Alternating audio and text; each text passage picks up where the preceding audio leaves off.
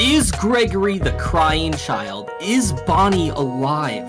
Is Vanny a victim? Really? All these questions and more might be answered today on the podcast that is Video Game Vibes. Hello, I am Grog from Grog Games, YouTuber extraordinaire. I am with my pal, PatriotJax. Jax, say hi. Hello, guys. What an intro that was. Yeah. I love that you've bigged up that we're apparently answering potential law questions. I said potentially some of them because I'm curious to know myself. Oh, well, I know only what some people have said online. Theories being thrown left and right. We'll see if we get into it. I don't know, maybe on the end of the podcast. But before we get into games, Jax, hey, how are you doing? What's going on, man? I'm good, man. I'm good. As I generally always tend to talk about, I talk about anime, and I'm still. We are okay. I still haven't finished Demon Slayer. I think I'm on up to the last episode. I think. Okay. I think I'm on the second to last episode. Still really enjoying it. Still think it's it's all right, and the animation is just. Oh, it's so pretty. It's very pretty. It's just art. It's just art, isn't it? It's just poetry in motion, right? It just looks beautiful. But yeah, Black Clover, man. I am just that's what I'm solely invested in right now is Black Clover. I love it. The openings and some of the outros and stuff that they have are just the songs are they're just bangers, man. But that aside, obviously, the actual show is pretty good as well. I enjoy anime that have when I was watching Black Clover, it just reminded me of Fairy Tail. I don't know if we talked about Fairy Tail before. I know of it. I've not watched it, but I watched Seven Deadly Sins, and I was like, surely that's sort of got the same feel too, just like the guild friend feel. In my head, this group, it's not just that, but in my head, I'm sitting there going, I reckon, and I don't know for sure, but I'm guessing so that Seven Deadly Sins was created after Black Clover, because think of it. I don't know.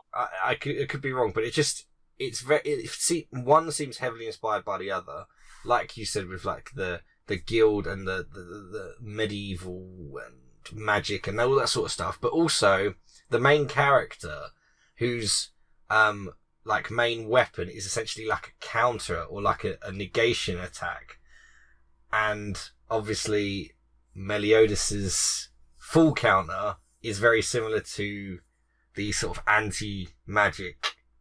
I guess it is. I never realized that parallel before, but yeah, that sort of makes sense. That really sort of I had that in my brain from watching Asta and Black Clover, but I just got to a bit where there was a massive freaking plot twist, and I'm really excited to keep going with it. That's very exciting. Yeah, good for you, buddy. Thank you. I've just been watching One Piece, big deal. Next weekend, huge thing happening. If you know, I won't say much more than that.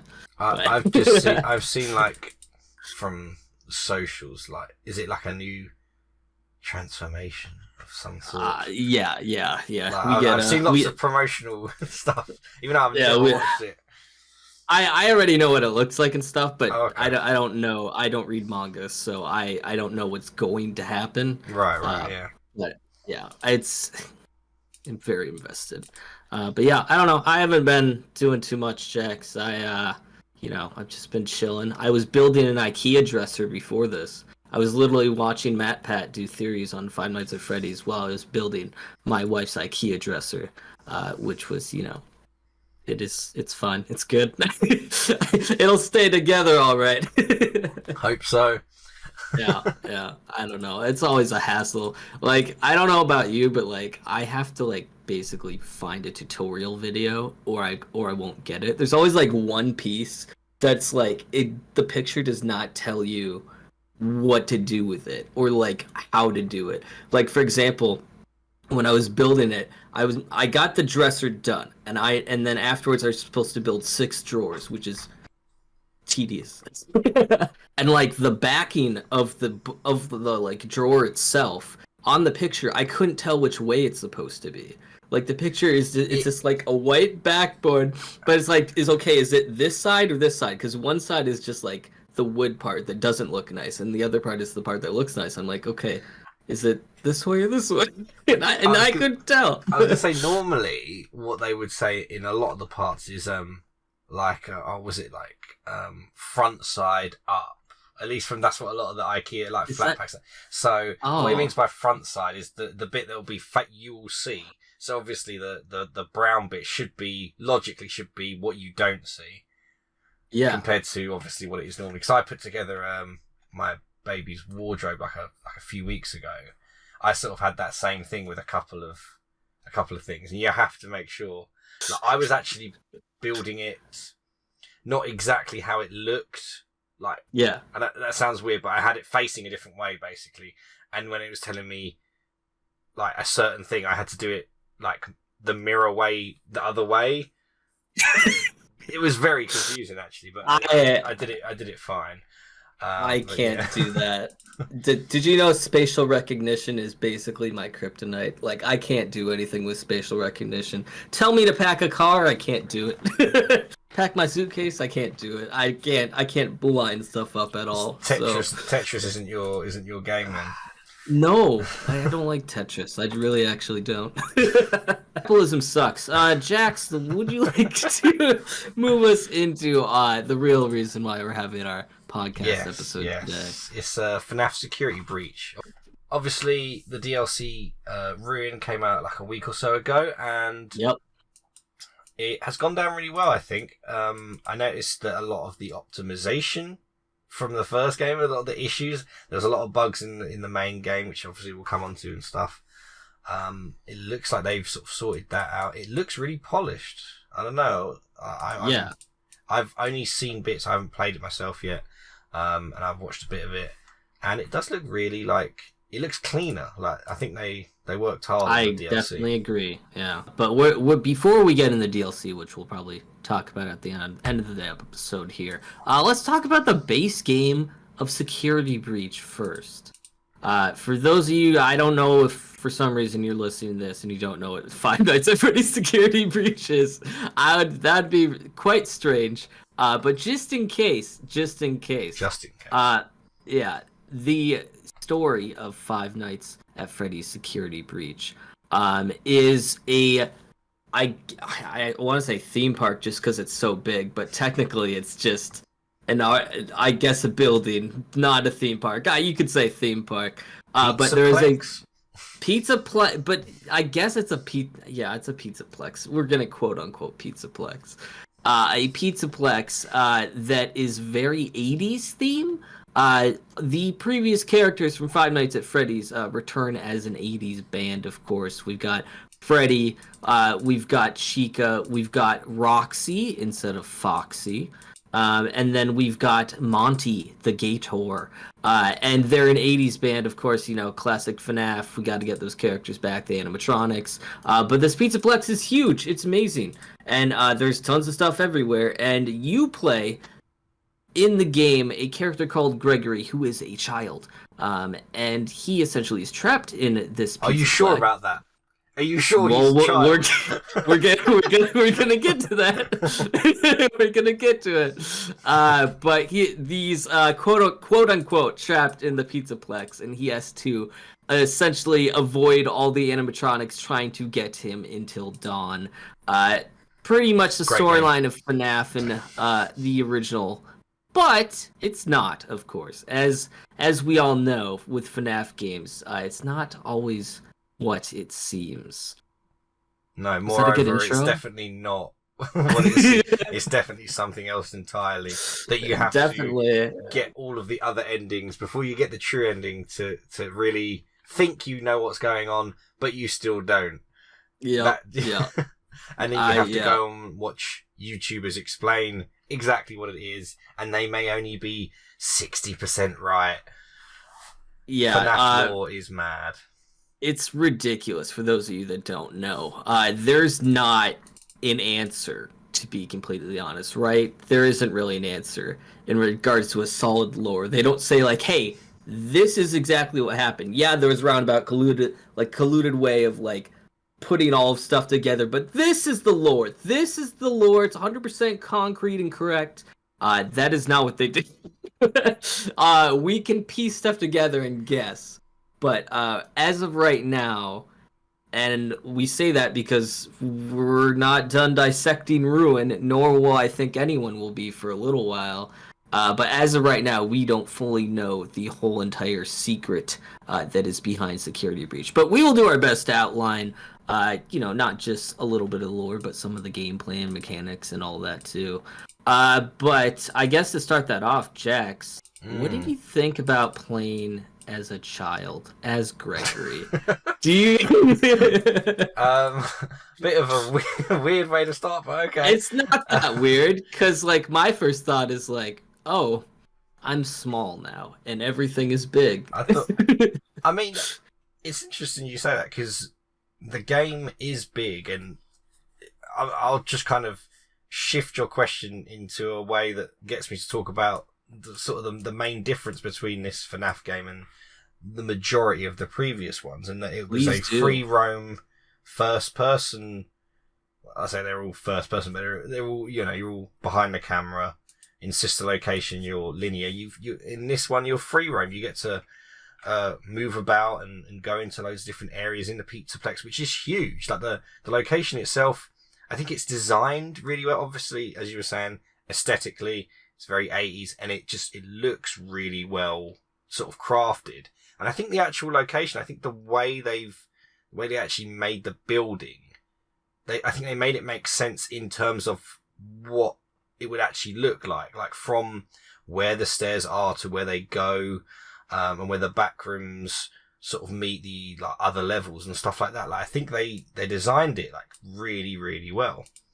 And I'm someone, and I said this when I played through the main game, that I'd say I wasn't a fan of the original games. I was just not very good at the original, normal 1 to 5 Five Nights at Freddy's games. I sucked at the cameras. I was it's just not hard. good at it. It's hard. My attention span doesn't work like that either. I just didn't have the patience to keep going back and getting jump scares. I just didn't have the patience.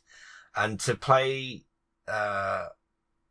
Security Breach and to free roam and all these new mechanics and stuff like that, and I thought it was really well done.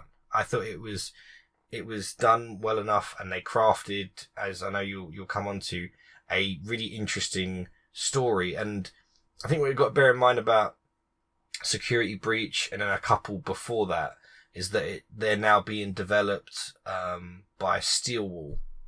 I was gonna say Iron Wool. I'm like, no. And not directly Scott Cawthon. So yeah, it's a shift in one way, but I think they're doing an excellent job of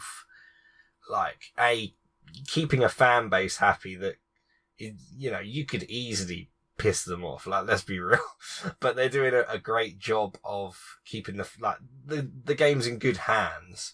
And I think Security Breach was a really good step forward.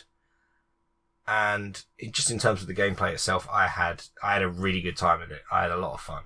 The Mazza size puzzle was a joke, but otherwise I had a lot of fun. Oh, the Mazer size? Oh my god! You will not believe, the issues I had with that. And obviously, I said we'll come onto the bugs and that, but just very quickly. So I don't know why, but I must have spent 3 hours on a live stream trying to do that puzzle. And then when I finally did it, the floor, after you come out the vent, didn't render in time. So I fell, and then obviously by the time I got back, the puzzle reset. And I had to do it all over again. And I couldn't remember that. Yeah, it was... Oh, that was some fun times, Oh. Struggle busting a little there. Do it for the lore, though. Yeah. Oh, my God. Did you, I guess one of my first questions, did you enjoy the fact that how in Security Breach, I believe technically it's the first time that you can really defend yourself against these animatronics? I mean, I know in previous games you could close doors and stuff, but in this one it was a little different because you had either the camera or a blaster that you could stun animatronics. So it felt like later on, once you got that, and also with Freddy I and was going to say how with Freddy, yeah. Gregory can jump straight into Freddy, Mm. it felt like you were maybe a little more prepared against the stuff that you were coming up against. Do you think so, or? Yeah, I think you could. There might even be a little bit of an argument to say it was a bit more user friendly. Like it was a bit more Yeah. accessible and not maybe as punishing as the previous sort of games have been. And I think the fact that you could just jump in Freddy and you'd be all right was a nice sort of safety net, if you like, which I used a lot. Yeah, but he's also not there all the time as well. True. So No, they true. do like space it out in terms of like, okay, Freddy's like, yeah, I can't go to this floor for no reason, and then you're like, okay, well, I guess I'm on my own, and it does change the atmosphere when that comes up a few times, when Freddy's not able to help you. But did you like Freddy as a companion? Because like I thought they did an extremely good job in regards to like his dialogue and the way he treats Gregory. And like in previous games, as we stated, he's a villain technically, Yeah. quote unquote, not including the lore and all that in it. But he essentially is an antagonist, being a monster trying to get you. And in this one, he's your lovable bear companion, baby. Like he's out here being like, "You go, superstar. You can do it, Gregory. Oh my gosh, I don't want to hurt. Let's get you out of here. Let's get you home." And like I thought he was excellent in regards to a companion. And then, of course, slowly as the game progresses, what happens to him and everything. So I think they had good bants, both of them. I think the dialogue between the two of them was really good, and Freddie had some really good one-liners. I think it was a good idea, like, from them to make one of the most familiar characters almost like an ally, like a protagonist. It sort of switched things up like quite significantly. Like a protector for sure. Yeah, it was. No, I thought it was really good. Yeah, the dialogue was excellent. I think through all of the animatronics as well. Like I liked Roxy and Monty, whose boss battle really annoyed me early on, but as his dialogue and his sort of demeanor and stuff was all really good. So they done really well with the sort of characterization of some of the new ones. Even is it Sundrop and Moondrop? Is that am I getting those names right for the? I think so. Yeah, I just the sun and moon. Yeah, the early boss battle that you had, I thought was excellent because it was very challenging. And I saw lots of people spend a lot more time on it than I did. I'd done that one pretty well for me.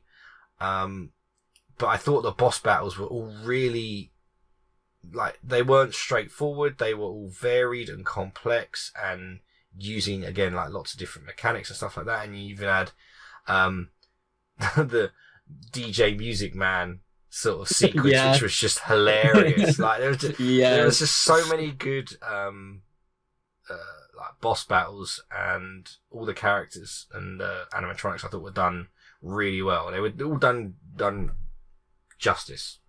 Like they were all done well.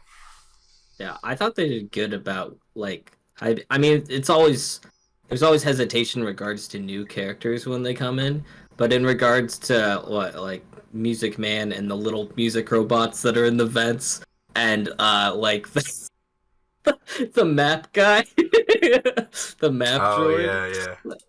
You can't forget about him. Like all the new characters that they threw in. I mean, of course we have Freddy and Chica, and they're old and everything. And there's also old references to Bonnie and Foxy. But in regards to creating a cast from scratch and adding new characters to the world, I thought they fit in and did very well. Sun and Moon were probably the creepiest, though. They really were. They really got me like early on. I think they were the first boss battle. I think if I got that right. Are, yeah. Yeah, so they started off tough. I thought, we're bringing in those guys because they really creeped me out. Yeah, and it's a it clever... definitely set a vibe too. Yeah, no, absolutely.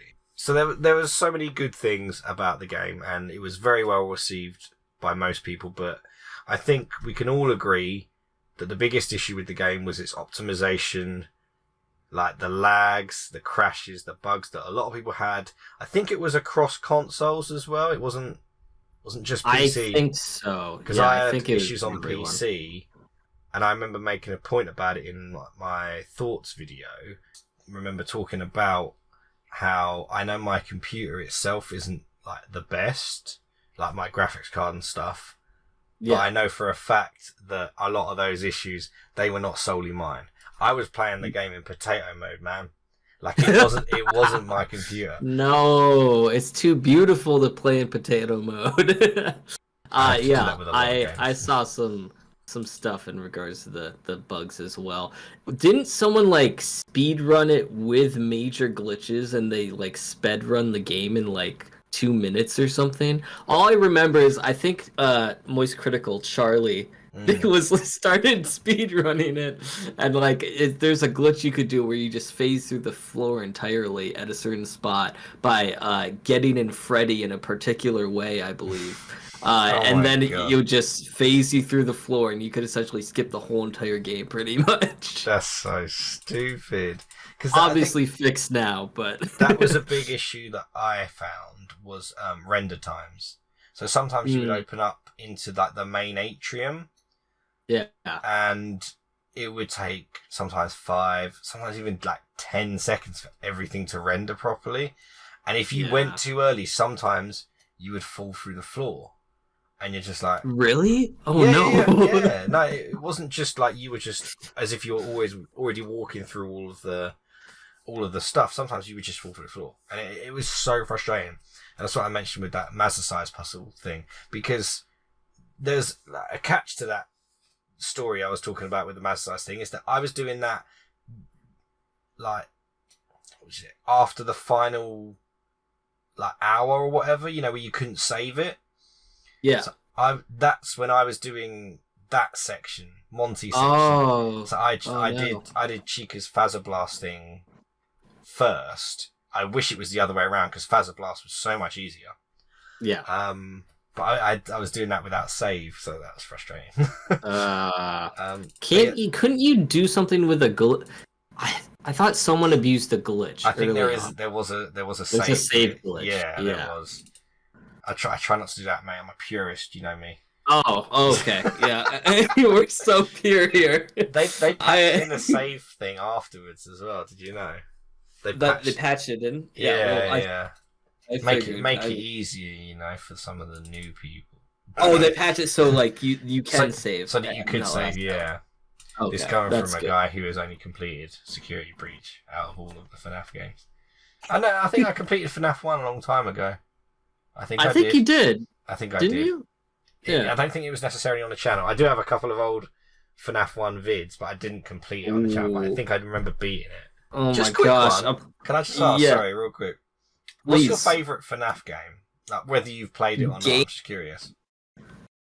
Oh no, I don't know. I sort of liked Sister Location, to be honest. Yeah. I just like the concept of it, and like it's also arguably one of the scariest ones, I think. Oh, yeah. If not the scariest game.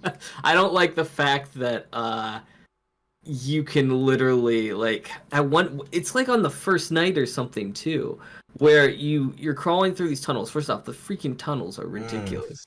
Like, I don't like that. I'm claustrophobic. It's like my worst fear ever. But then like there's one point where like you hear baby coming, I think, and you're hiding in a cupboard.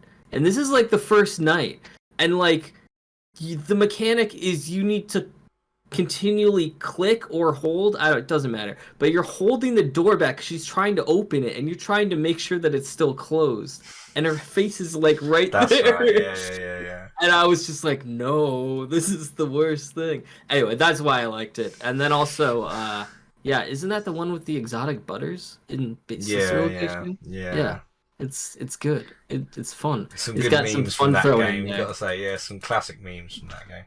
Mine was Pizzeria Simulator. Was it? Again, Okay. never played it. It was free, but that was free. So I do have it in my Steam library. But I just love the idea that you could build your own like pizza place. But I would just want to do it without having to survive the nights with the animatronics.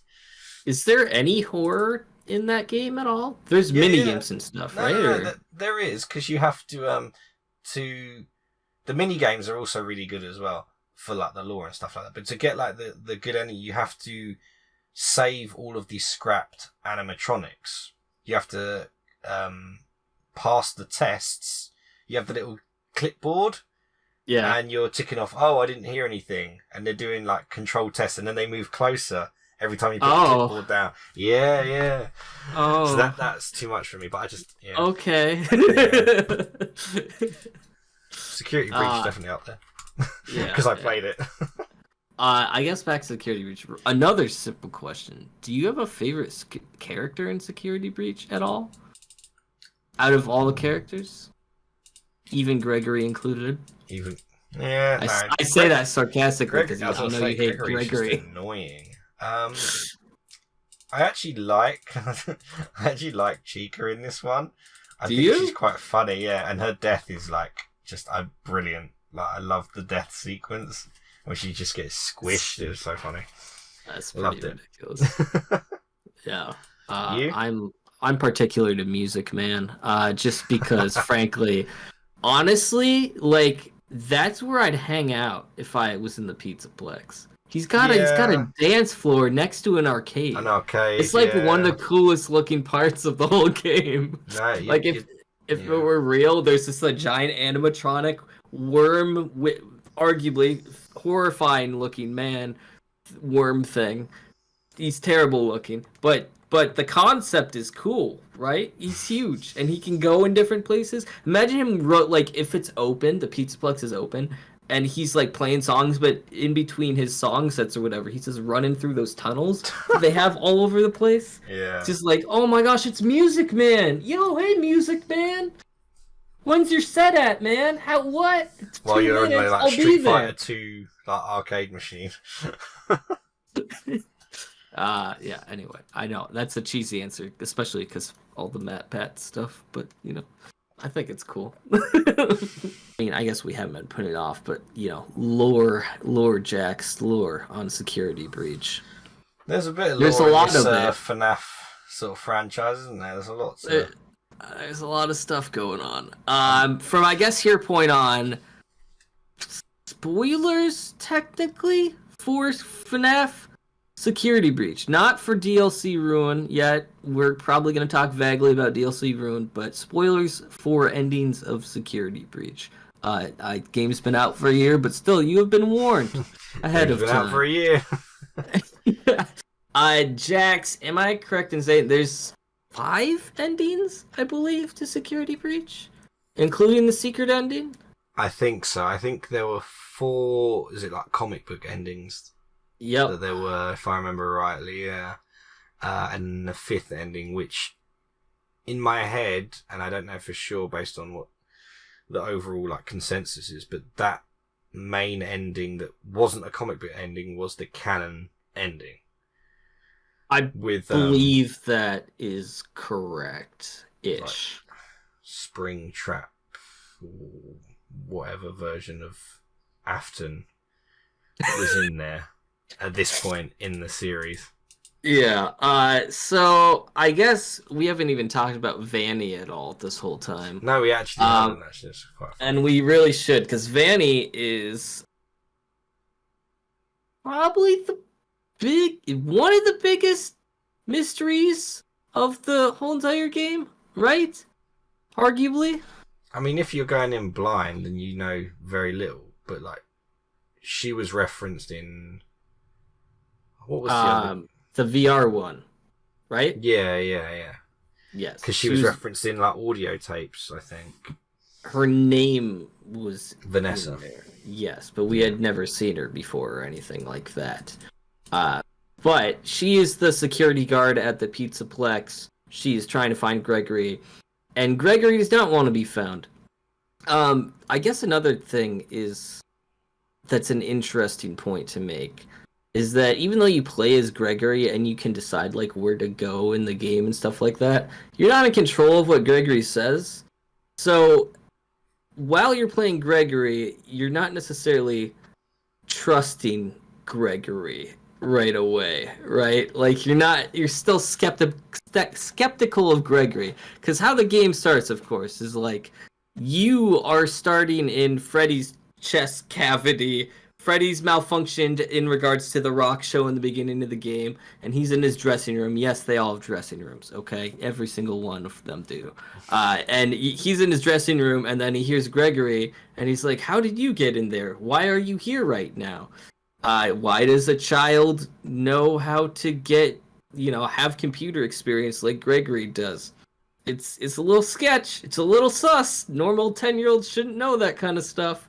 So it's a little, you're a little hesitant to even be like, is Gregory the good guy? Am I on the right side here? Jax, did you feel that way you were playing the game or no? I think as the game went on, you slowly started to see sort of a bit more of like the way Gregory was talking, and specifically how he was talking towards Freddy. It almost like it it's almost like it changed from a friendship to like a manipulation.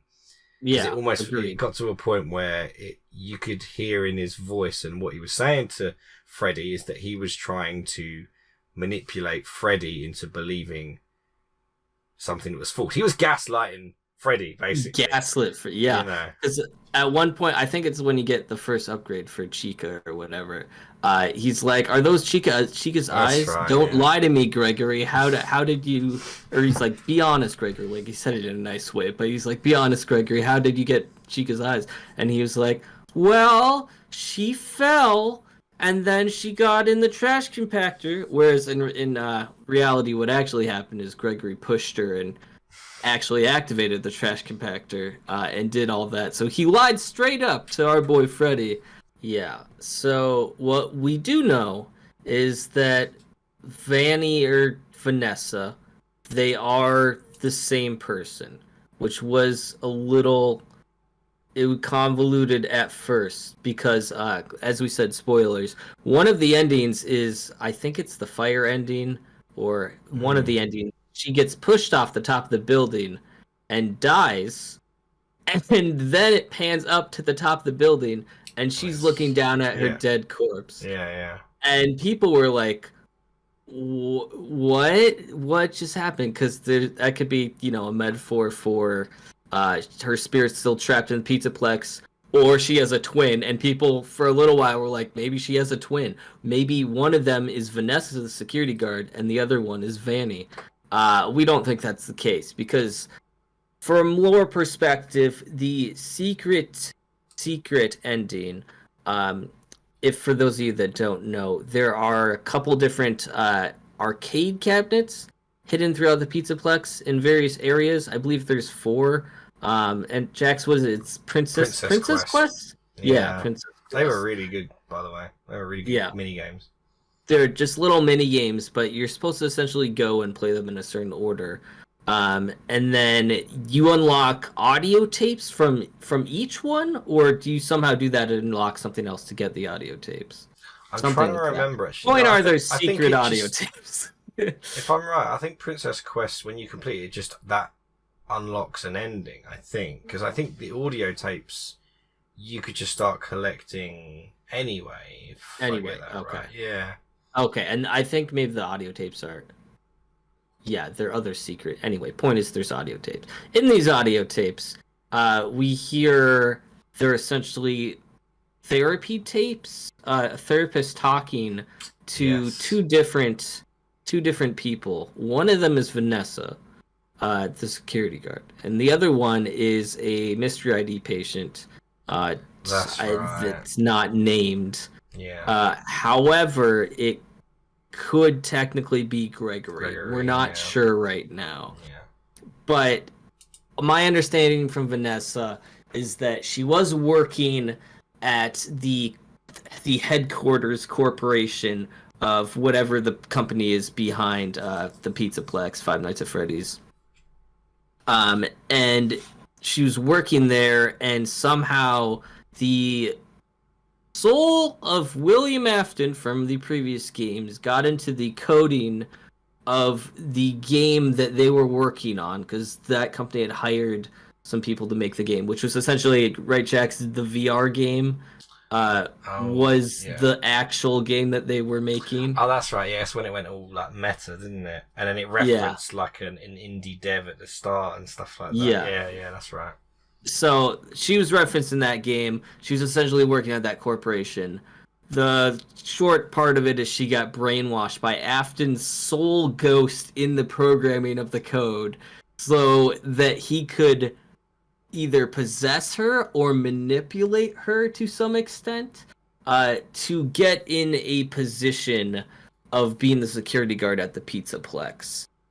In those secret recordings, they mentioned something about how she wasn't qualified to be a security guard. However, she got clearance from like one of the higher ups or something, or like someone in that tape said something about how she must have gotten recommended by one of the higher ups at the company to do that. That's right, I remember that. We don't know necessarily where that went, if that was just manipulation from Afton. Point being, Afton wanted her to be the security guard at this place. And essentially her mind is broken a little bit, from my understanding, from Afton's manipulation. So she is switching back and forth in regards to her two different identities: Vanessa, the security guard, and Vanny, who is a psychopathic bunny killer, sort of, pretty much, who is running around also trying to get Gregory. That's my understanding. Is that pretty valid? That for Vanny's explanation? That makes sense and covers a lot. So thank you. I appreciate that, and I hope anyone else who agrees or doesn't agree, because there's nuances to every little bit, and I'm sure you're not saying you're an expert, but like that's kind of I'm happy. I'm definitely not an expert, and go forward with Ruin. I should have mentioned this at the start, but I'll mention it now because that's what I'll end up doing. I got a Steam Deck for my birthday, basically. So I basically got money. So I said, can everyone just give me money so I can buy a Steam Deck? And I've now managed to order it because there's finally one back in stock. And nice. I'll be hopefully be playing the Ruin DLC on the Steam Deck. Yeah. I'm well excited. Let's go. Because you know the other thing about it, sorry, I was taking everyone out of the FNAF bit for a minute. I just have to bring it out real quick. Please. Well, because Switch games, and I'm not talking about Nintendo exclusive games, obviously, but like games that are cross-console that end up on Switch, I feel like the Switch have a market for like marking up the price a lot higher because you can play the game in handheld. And obviously, with the Steam Deck now here, that doesn't always necessarily, it's not the case anymore. Like, for example, if I was to buy Hades on the Switch compared to buying Hades on Steam, there is a decent chunk of difference in the price. It's more expensive on the Switch. Why? Right. Because you could have it handheld stuff. The Steam Deck, obviously the game has to be compatible with the Steam Deck, but it works. And to segue back into what we were talking about, Security Breach, I believe, runs on the Steam Deck, so I'm looking forward to that. Is it, sorry to derail again, but are a lot of games compatible with the Steam Deck? Is it the majority of games? I don't know if it's the majority, but they have obviously a massive list. And I think, for example, there's a lot of games that will come out on PC first before they come out on Switch. As they should. For example, I imagine Hades 2 will come out on PC potentially before the Switch. And that's too bad, Switch players. I'll be getting that on the Steam Deck, that's for sure, boy. But the Binding of Isaac Repentance DLC is a perfect example of that. DLC dropped on PC first, and then it dropped months later on the Switch. And I was waiting around for it. And I love me some Isaac. But anyway, back to So we just talked about Vanny. Do we want to talk? So we talked about some of the endings. Do you want to get onto the main ending of the game, which was not a comic panel ending, which is why I believe it was sort of the main ending. Yeah, and I guess before that, do you remember all of the endings that are not the main ending? I remember a few. So like I said, there's the one where Vanessa honestly. dies. There's the bad ending, which is as soon as the doors are open, you can just go out, just leave, and then Gregory ends up in a cardboard box, just like sleeping, like he's homeless. Yeah. Which is also another weird thing to say. And one of the theories is that Gregory was living in the Pizzaplex the whole entire time. And because there's several rooms that you find where it looks like there's like kids' drawings, and it looks like someone was living there. That's plausible. Yeah. So a couple of others were like, if I'm starting to remember now, and it's Gregory and Freddy escape together, but doesn't Freddy's batteries die? Or they're about to die? That's the car ending, right? Where they're speeding away in the car. That's pretty funny. That's good. And then his batteries die, and then there's the other ones. That's it with fire. The three of them. There's the three of them on the hill. Vanessa, Gregory, and Freddy are just chilling on the hill. I don't know if it's behind like the gravestones or something. Yeah. Or they're looking at like the sunset or something. Is that the main ending? No, that's not. Okay, so there's a good ending before the main perfect ending. But go on, Jax. Well, what is the actual, quote unquote canon ending? So when I can't remember the process in which you get there, but you get to what is essentially a sinkhole beneath the Pizzaplex. You find the blob creature thing. You go past that.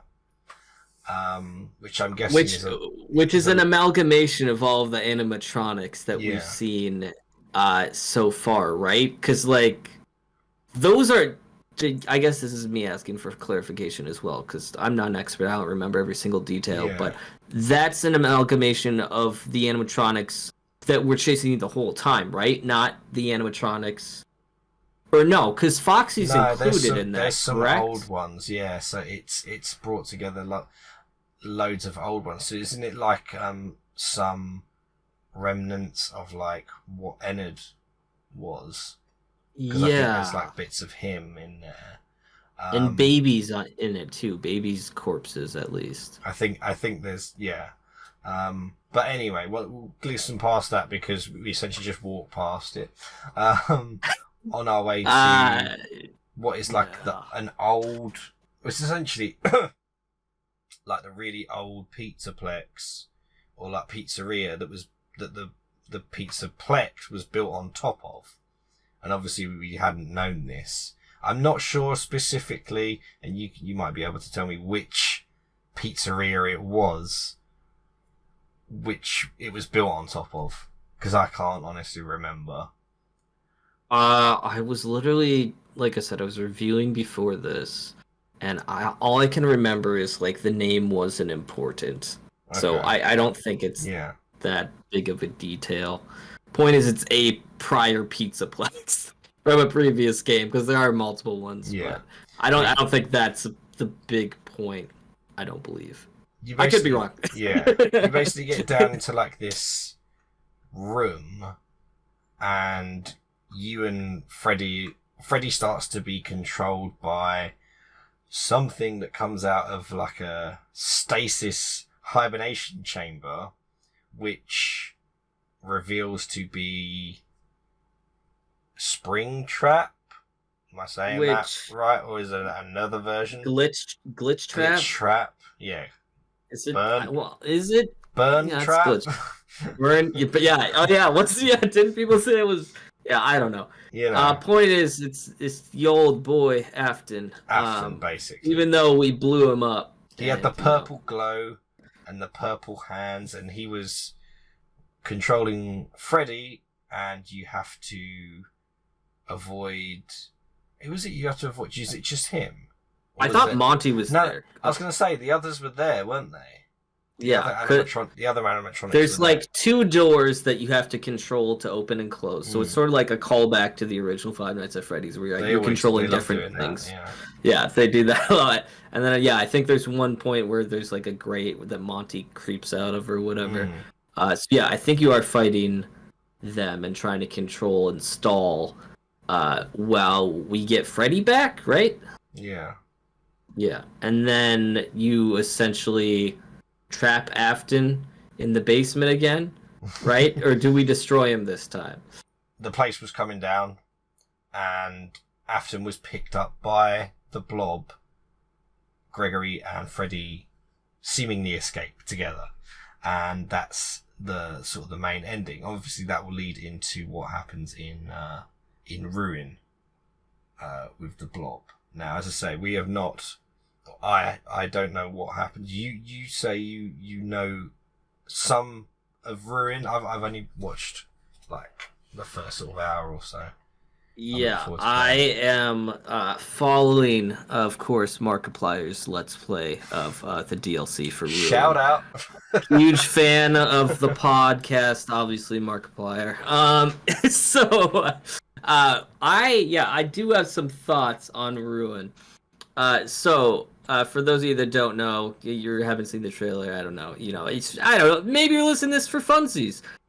In the DLC, you don't play as Gregory. You play as a character called Cassie. Cassie? No, Cassie. I think she's mentioned. I got confused when I first saw that because I was like, wait, that name seems really familiar, but Cassidy was the child spirit, wasn't it? Yeah. Of the music. That was also when the theories before Ruin came out. They were like, what?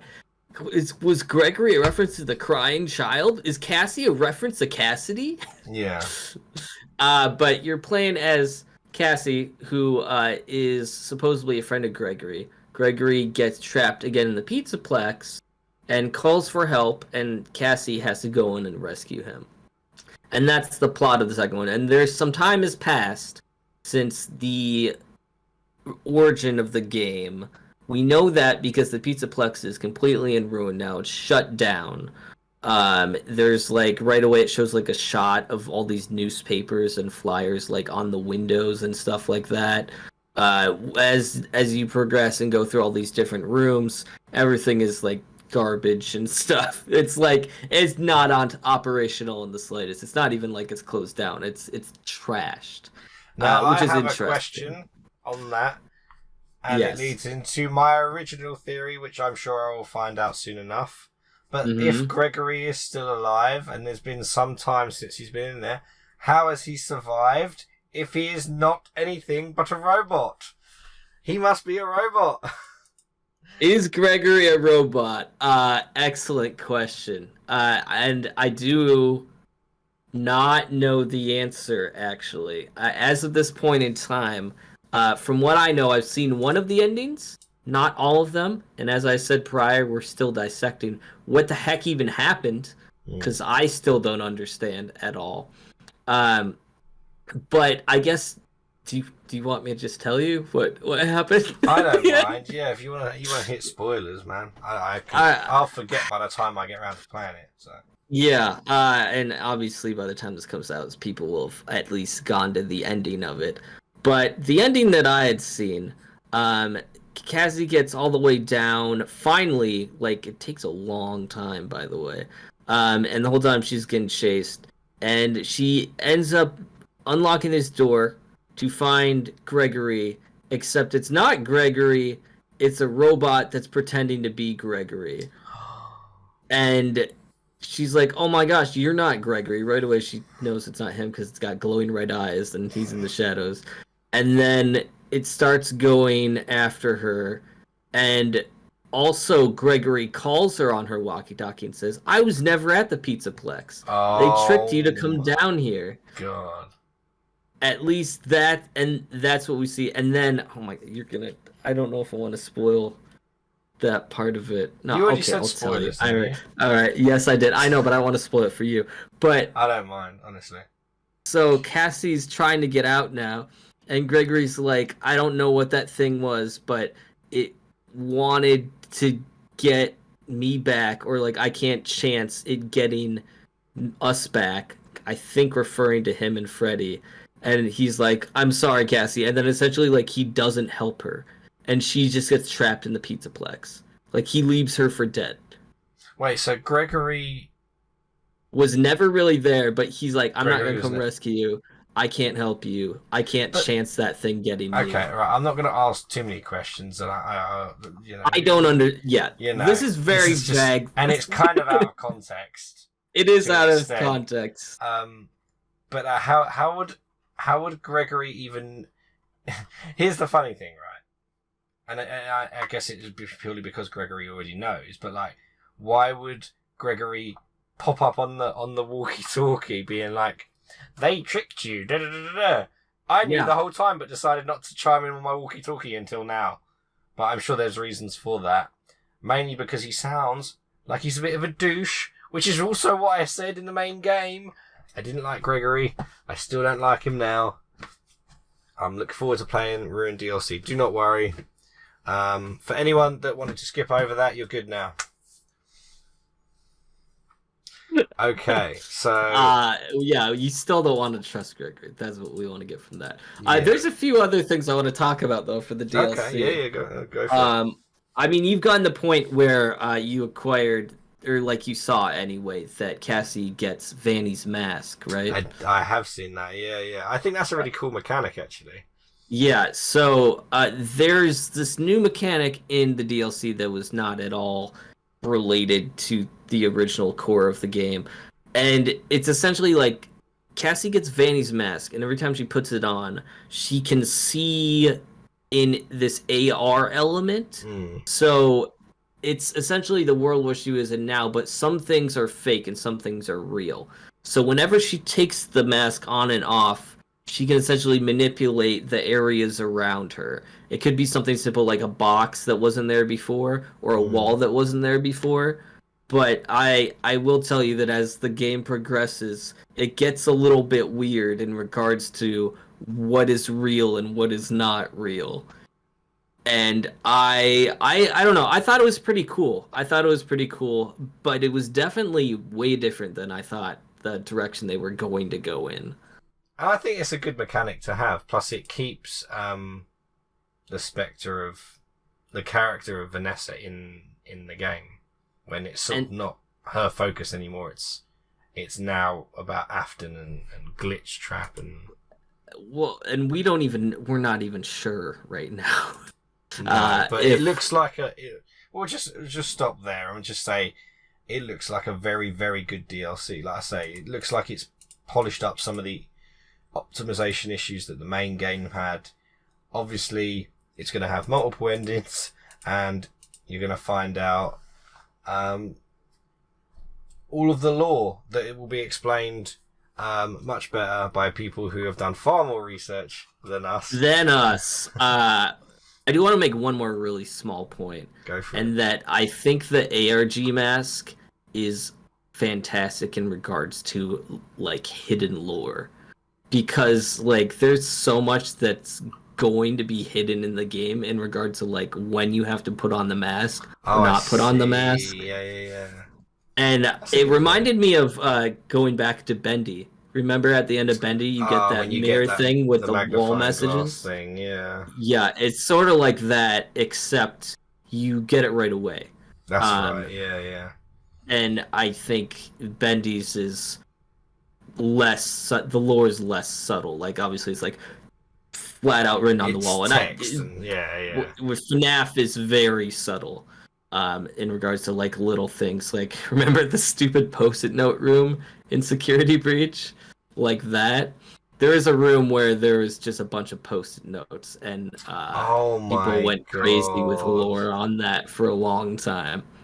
But anyway, I think that's a fantastic way for to hide some story in the game. What's actually going on? But yeah, go and get FNAF Security Breach, the Ruined DLC. I don't think you'll regret it if you played the main game. Yeah. Are we doing a vibe check? Is this technically a vibe check? I guess. I mean, everything passes the vibe on this show, mate. Come on, let's be real. Everything except Bendy. Oh, yes, I went there because that's the only thing that hasn't far survived. That's We're so too good. nice on here, aren't we, mate? We're too nice. Need some more controversial takes. We're gonna do an episode where we just bring top 5 worst games. Bring the heat. We'll both bring in 5 games we hate. That'll be a good episode. Man, that actually could be really fun. And That'd then just be a great episode. TikTok it to like death. Ooh. But yeah. Of course it passes the vibe check. As I said, we said it before, like, well, at least for me, FNAF Security Breach was an excellent game. Its optimization was its main issue, like the bugs and the crashes and stuff. And it looks like they sorted it out for the DLC. And like we say, FNAF is on some seriously high trajectory over the next year or two with the film. And it's got his... Josh Hutcherson, let's go! On top! On top again! That's my boy, Bridget Terabithia. The Hunger Games guy. Hunger pita bread. Peter. Love that man. Peter. Yeah, we're eating good this year for FNAF fans. FNAF fans so can enjoy it. The games are good and they're varied and they're going in a digital direction, but I think it's interesting and it's not too crazy. But in typical FNAF fashion, it's very hard to keep up and understand just what's actually going on. Yeah, that's very true. And maybe we'll update you and have more to talk about in a future episode. So stay tuned when we've played it. Once we play it, and some more lore comes out. But stay tuned. And if you enjoyed this episode of the podcast, whether you're listening on YouTube, on Spotify, on Amazon Music, on that one with iTunes, I don't know. There's a bunch of them that we're on. Whether you're on any of those, just go and search for us. Drop us 5 stars. Give us 5 a like. stars. Leave a review saying how amazing we're doing and how much you like my Kirby hat. Thank you. He has a Kirby hat on. Yeah, can't get much better than that. Temu.com/Kirby hat. I'm joking. But it was from Temu. And as always, Jax, please leave us with your advice. Okay, your special little gamer advice. This is the first one I'm doing where I actually plan to do it because you've prepped, asked me guys. at least 3 times before. I think it's a funny way to end the podcast. It's the second year of our podcast now, so new year, new us. Right. Okay. So here we go. So the ending. This is from To the Moon, by the way. If you've ever played To the Moon, what an amazing game that is! It will break your heart. You may cry. What a great game! And this is a quote. It's the ending isn't any more important than any of the moments leading to it.